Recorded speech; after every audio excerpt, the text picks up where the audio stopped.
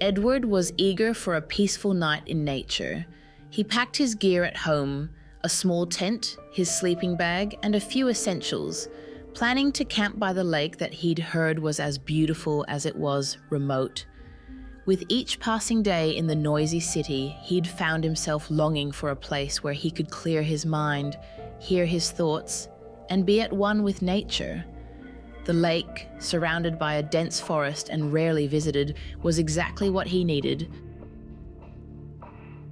Edward took the trail to the lake on foot. The sun was beginning to dip lower in the sky, casting a warm glow across the landscape. The trek was longer than he'd anticipated, winding through stretches of overgrown forest and quiet glades.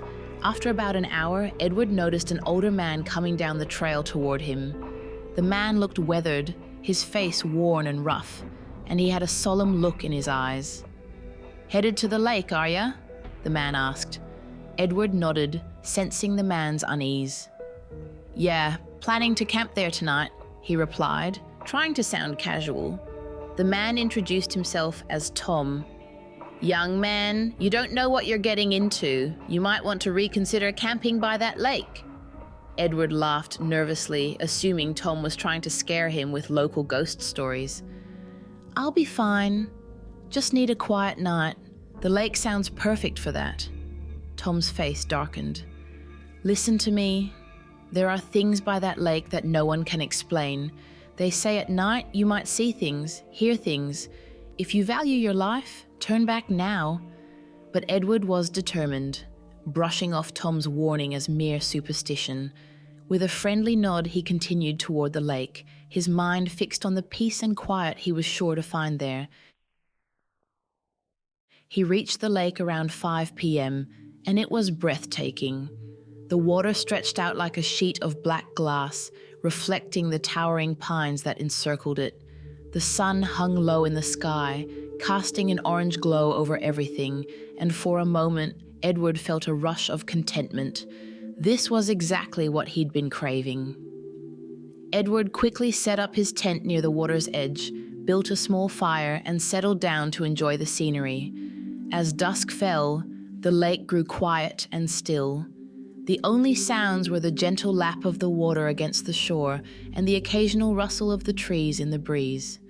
A strange stillness settled over the lake as night fully descended. By the time it was pitch black, Edward began to feel a chill in the air, but it was more than just the temperature. He felt an odd unease that he couldn't shake. He brushed it off as nerves, thinking of Tom's ominous warning. Around midnight, the lake seemed to change. A dense fog rolled in from the water, creeping onto the shore, swallowing up everything in its path. It was unlike any fog Edward had ever seen, thick and heavy, and as it grew, so did the silence. He couldn't even hear the water lapping anymore, just an eerie, dead stillness.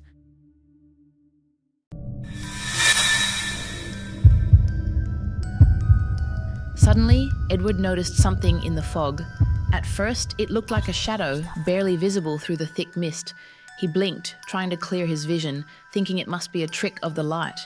But the shadow didn't disappear. Instead, it grew clearer. It was a woman. She stood on the surface of the lake, her figure ghostly and translucent. Her long white dress was soaked, clinging to her frame, and her dark hair hung wet and tangled around her face. Her skin was pale, almost bluish, and her eyes were a deep, unnatural red, like embers glowing in the darkness. Edward's heart pounded as he stared at her, frozen in terror. She was looking straight at him, her gaze piercing, cold, and filled with malice. She raised one hand, reaching toward him with fingers long and bony, dripping with water. He tried to look away, to scream, but he couldn't move. It was as if he were rooted to the spot, held captive by her stare. The air around him grew colder, and a strange sound filled his ears, a faint, mournful wailing that seemed to come from everywhere and nowhere at once. "Leave," she whispered, her voice hollow, echoing across the lake. "This is not your place." But Edward couldn't move. His mind raced, but his body was locked in terror. She began to move closer, gliding across the water, her hands still outstretched, her red eyes never leaving his. As she approached, Edward felt an intense, unbearable cold seep into his body. It felt like ice crawling up his spine, tightening around his heart. He couldn't breathe. His chest felt heavy and his vision began to blur.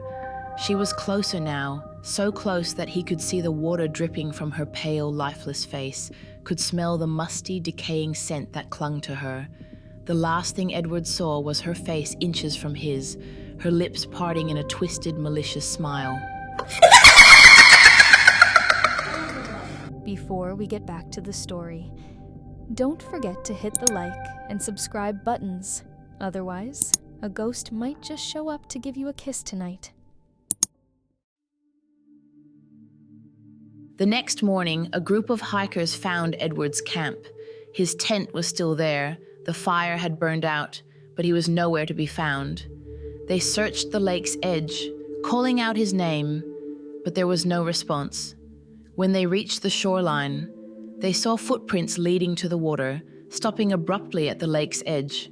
No sign of struggle, no indication of where he'd gone, just those eerie, solitary footprints.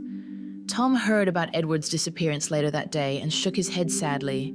He had tried to warn the boy, but some things couldn't be explained, only feared. The lake had taken Edward, just as it had taken others before him. And in that small village nearby, people knew better than to venture near the lake after dark. As night fell, a few villagers claimed to see a figure by the lake, barely visible through the fog. A young man standing silently at the water's edge, looking out across the dark, still surface. And on some nights, if you listened closely, you could hear the faint, sorrowful sound of his voice mingling with the cries of the lake ghost, both forever bound to the waters of that cursed lake.